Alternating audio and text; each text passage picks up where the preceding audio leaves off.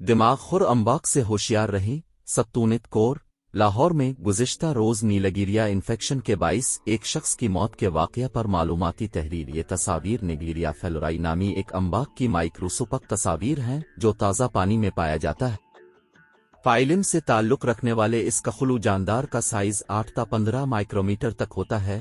یہ امباک دریاؤں، جھیلوں، ندی نالوں، تالابوں اور سوئمنگ پولز میں پایا جا سکتا ہے۔ لازمی نہیں کہ نیگلیریا فیلورائی ہر جھیل دریا میں یا جھیلوں دریاؤں کے ہر حصے میں پایا جائے، لیکن اگر تیراکی، غوطہ خوری یا نہاتے وقت یہ ناک میں چلا جائے تو ناک کے راستے دماغ تک پہنچ جاتا ہے اور دماغ کو تباہ کر دیتا ہے۔ نیگلیریا فیلورائی کے متاثرین میں شرح اموات 97 ہے، یعنی اس سے متاثرہ شخص کے زندہ بچنے کا امکان نہ ہونے کے برابر ہے۔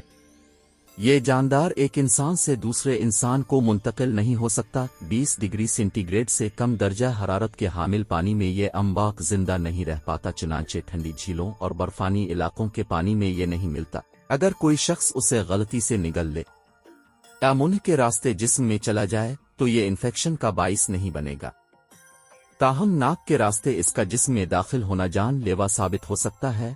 دماغ خور امباک سے متاثرہ شخص کو وان فنگل اور وان ٹرسٹکل ادویات کے ذریعے علاج کیا جاتا ہے، تاہم اس بات کے امکانات محدود ہیں کہ متاثرہ شخص ریکور ہو سکے۔ اس امباک سے حفاظت کا طریقہ یہی ہے کہ صرف انہی سوئمنگ پولز کا استعمال کیا جائے کہ جن کے صاف ستھرا ہونے اور جن میں جراثیم کش محلول استعمال کیا جاتا ہو۔ کسی بھی تالاب، ندی، جھیل میں نہاتے وقت اپنا سر پانی سے باہر رکھیں۔